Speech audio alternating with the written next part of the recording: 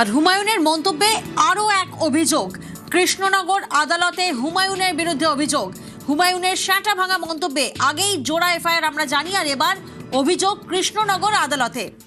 সমীর প্রতিনিধি আমাদের সঙ্গে রয়েছেন। সমীর, কোন কোন ধারায় মামলা?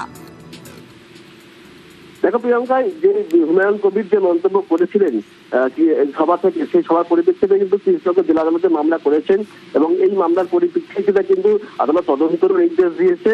এবং আমরা যেটা জানতে পারছি, ডাকাতিপাড়ার বাসিন্দা তিনি এই মামলা করেছেন এবং এই মামলার পরিপ্রেক্ষিতে ইতিমধ্যেই এলাকায় একটা চাঞ্চল্য সৃষ্টি হয়েছে। এবং যে জানা গিয়েছে যে ধারাগুলো মামলাতে দেওয়া হয়েছে তার মধ্যে রয়েছে বিএনএসের 196, 299, 352 এবং 353/1 এই ধারায় কিন্তু মামলা করা হয়েছে।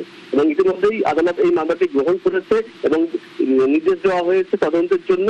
এবং বেথুয়াডাহরির বাসিন্দা নাকাশিপাড়ার দেবব্রত চট্টোপাধ্যায় তিনি এই মামলা করেছেন। তার দাবি যে সাম্প্রদায়িক মন্তব্য করেছেন হুমায়ুন কবির, সেই পরিপ্রেক্ষিতে সাম্প্রদায়িক সম্প্রীতি অক্ষুণ্ণ হওয়ার একটা সম্ভাবনা রয়েছে। এর পাশাপাশি সাংবাদিকদের বিরুদ্ধে তিনি যে বক্তব্য দিয়েছেন সেটাতেও কিন্তু সাংবাদিকদের যে সম্মান সেটা হানি হয়েছে এবং এই পরিপ্রেক্ষিতে কিন্তু মামলা করা হয়েছে হুমায়ুন কবিরের বিরুদ্ধে। বেশ,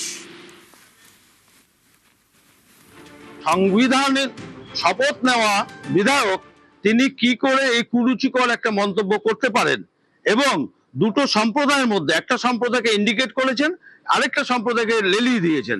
সাম্প্রদায়িকতার একটা বীজ উনি বপন করে গেলেন। সেই কারণে জেলা জজ আদালতে একটা মামলা দায়ের হলো ওনার এগেনস্টে। বিচারকের কাছে আমার আবেদন, এই হুমায়ুন কবিরকে আইনের আওতায় এনে চরমতম আইনের মারফত এর সাজা দেওয়া হোক।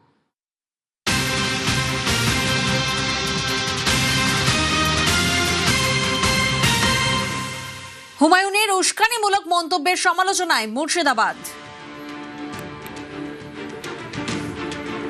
জনতার ভোটে যখন এসেছেন তখন তিনি আমাদের সম্মাননীয় ব্যক্তি। তাই একজন সম্মাননীয় ব্যক্তি হয়ে আর একজন সম্মাননীয় ব্যক্তির উপর এরকম কুরুচিকর আক্রমণ বা কোনো রকম অশালীন মন্তব্য না করাই বেটার। যে কোনো জনপ্রতিনিধিরই বাকটা সংযম করা উচিত। সাধারণ মানুষের মধ্যে ভয় ভীতি সৃষ্টি করার চেষ্টা করছেন উনি। কেন একজন জনপ্রতিনিধি হয়ে ওর এরকম বক্তব্য দেওয়া কখনোই উচিত নয়। যে কথাগুলো বলেছে ওর জন্য ওর শাস্তি হওয়া উচিত। ওনার মুখে এইসব কথা মানায় না, এই শাটা ভাঙা মার, এইসব কি সব ভাষা করছে? এইসব ভাষা তো তিনি একটা প্রতিনিধি বিধায়ক, মুখে এইসব কথা মানায় না। ধিক্কার জানাই।